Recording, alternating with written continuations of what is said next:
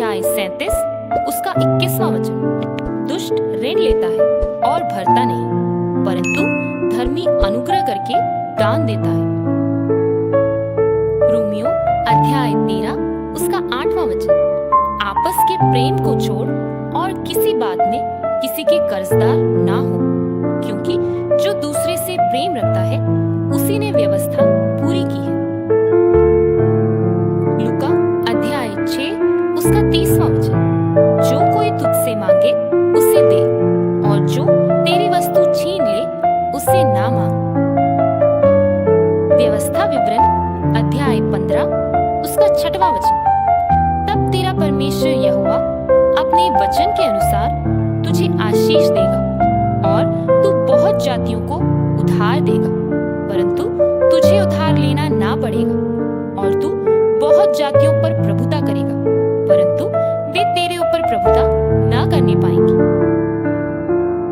नीति वचन अध्याय 13 उसका 11वां वचन। धोखे से कमाया धन जल्दी घटता है, परंतु जो अपने परिश्रम से बटोरता उसकी बढ़ती होती है।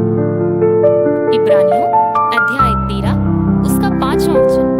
तुम्हारा स्वभाव लोभ रहित हो, और जो तुम्हारे पास है उसी पर संतोष किया करो, क्योंकि उसने आप ही कहा है, मैं तुझे कभी ना छोड़ूंगा और ना कभी तुझे त्यागूंगा। व्यवस्था विवरण अध्याय 15 उसका 2वां वचन। अर्थात जिस किसी ऋण देने वाले ने अपने पड़ोसी को कुछ उधार दिया हो, तो वह उसे छोड़ दे और अपने पड़ोसी या भाई से उसको बरबस ना भरवाए, क्योंकि यहोवा के नाम से इस छुटकारे का प्रचार हुआ है। नीति वचन अध्याय 22 उसका 7वां वचन।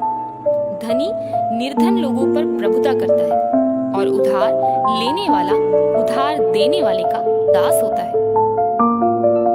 निर्गमन अध्याय 22 उसका 25वां वचन। यदि तुम मेरी प्रजा में से किसी दीन जन को जो तेरे पास रहता हो रुपए का ऋण दे, तो उससे महाजन के समान ब्याज ना लेना। व्यवस्था विवरण अध्याय 23 उसका 19 और 20।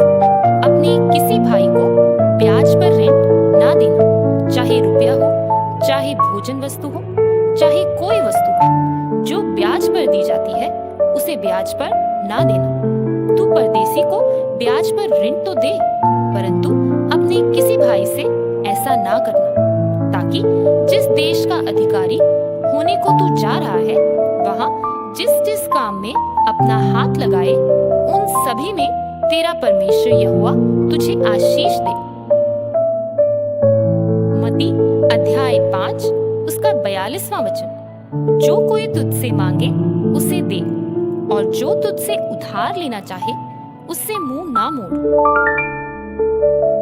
लेवी व्यवस्था अध्याय 25 उसका 39वां वचन। फिर यदि तेरा कोई भाई बंधु तेरे सामने कंगाल होकर अपने आप को तेरे हाथ बेच डाले, तो उससे दास के समान सेवा ना करवाना। पहला तिमोथियो अध्याय 6 उसका 9वां और 10वां वचन। पर जो धनी होना चाहते हैं वे ऐसी परीक्षा और फंदे और बहुत सी व्यर्थ और हानिकारक लालसाओं में फंसते हैं, जो मनुष्यों को बिगाड़ देती है और विनाश के समुद्र में डुबा देती है। क्योंकि रुपए का लोभ सब प्रकार की बुराइयों की जड़ है, जिसे प्राप्त करने का प्रयत्न करते हुए कितनों ने विश्वास से भटककर अपने आप को विभिन्न प्रकार के दुखों से छलनी बना लिया है। यहेजकेल अध्याय 18 उसका 8वां वचन। ना ब्याज पर रुपया दिया हो, ना रुपए की बढ़ती ली हो, और अपना हाथ कुटिल काम से रोका हो, मनुष्य के बीच सच्चाई से न्याय किया हो।